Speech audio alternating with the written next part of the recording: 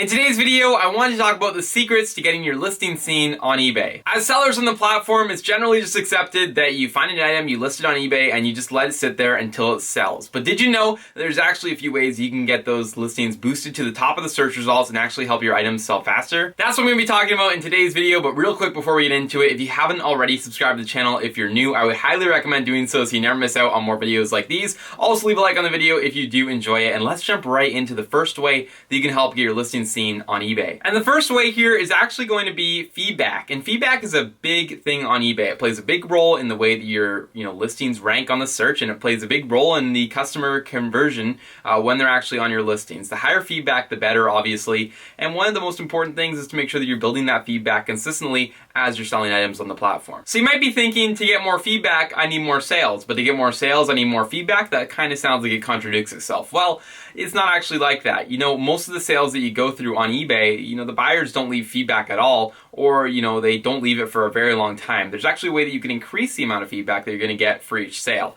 And there's a few ways you can do that. One way is that you can attach a little card or a letter with every single order asking the buyer if they enjoyed their order to please leave feedback on your page. You can also reach out to the buyers asking if they can leave feedback. And you can also leave feedback on the buyers, which will prompt them to leave feedback. So that's a few ways you can boost your feedback. And again, you can still sell things without having much feedback, and that will get you more feedback. It just takes a little longer and it doesn't rank as well in terms of the eBay search. But feedback is definitely an important one. They seem to rank your listings based on the amount of feedback that you have, so the more you have, the better, and that's something that I would look out for when especially you're starting fresh on the platform. Okay, let's now talk about some SEO stuff, and these are a few important things that people will often mess up, and this actually comes to the search engine optimization within eBay. Your titles, and perhaps if you use subtitles, those are important. Your photos are important, and also your description and your keywords that you include there are going to be important. Along with arguably the price, as people do search for lowest price plus shipping, but we're not going to talk too much about that in today's video because we're mainly focusing on getting the listings that you currently have to sell without you having to reduce the price or put things on sale. But your titles, photos, and descriptions. First of all, you want to make sure that your titles are including all the keywords, model numbers, colors, anything important about the item to make sure that item is actually found when a buyer does a specific search for that item. The description is really important that you include as many keywords as possible relating to the item, not just spamming a bunch of keywords in a paragraph. I'm not talking about that, but I'm just talking about explaining every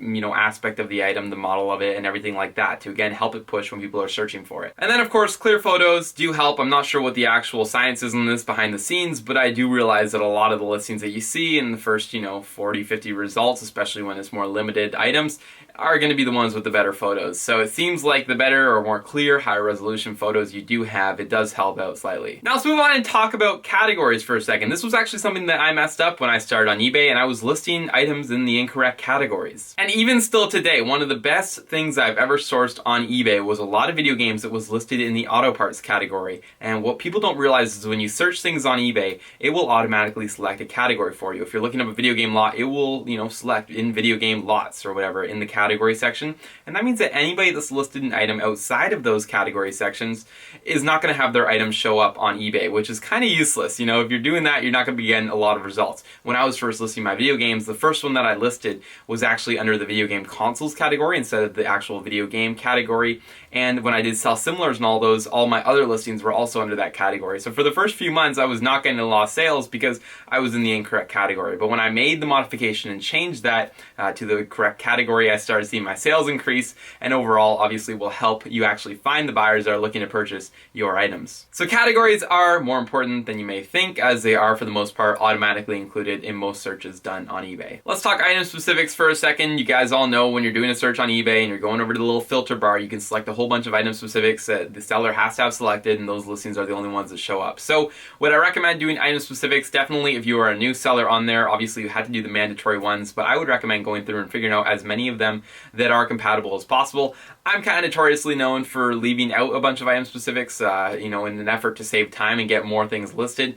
But I do believe that my other SEO metrics and my feedback helps promote my listings enough that those aren't necessarily important. However, I do miss out on buyers when they select a filter that has a specific item specific. But I just assume, for video games, for example, that there aren't going to be a whole bunch of buyers maybe doing the ESRB rating, for the, E for everybody or and for mature. I just assume there's not many people searching by that, so I don't bother putting it in. That being said though, it is obviously still a way that you can reach more buyers, and adding the item specifics in your listing only usually takes a few seconds and can definitely help with those few extra searches that people are selecting those individual item specifics on, and will get your items shown. Another big secret to getting your listing seen has to do with international shipping. If you want to have your listing shown to more people, obviously you can offer international shipping and have a way broader audience of people able to see your listing. If you're here in Canada, like I am, and you're just listing to the 30 million, 35 million odd people here in Canada, well, you're not going to see as broad of an audience as you would be if you offer, shipping to the United States as well, with 350 odd million people down there. And if you offer it to the world, 7 billion people, well, we're starting to see some good access. So the more international shipping that you offer, the more people it's going to have, potential of seeing for each one of your listings, and overall will just give more exposure to your listing and help it sell. Now, I know international shipping can scare people, especially for beginners out there who don't necessarily want to go play around with, trying to figure out how to ship things, and they get the wrong amounts and they lose money sometimes here and there, and they have to deal with customs forms. It's a whole other set of shipping standards that you have to apply to your business. However, if you're willing to reach, or if you want to reach that much more of an audience, international shipping is the way to go. Another really important way that we can talk about here quickly is to have an actual eBay store set up. And this is the idea that you pay for the store, you set up a proper store, so then when people go to visit your items for sale, they have a much easier interface to view all of your different items. You can sort things by, your own custom store categories, and that way you might be able to convert more buyers and get more eyes on your listings for people that are already looking at your other items. Just a minor thing, but something to consider there. For about 25 bucks a month, I believe it is, you can get an eBay store, and obviously you can just help,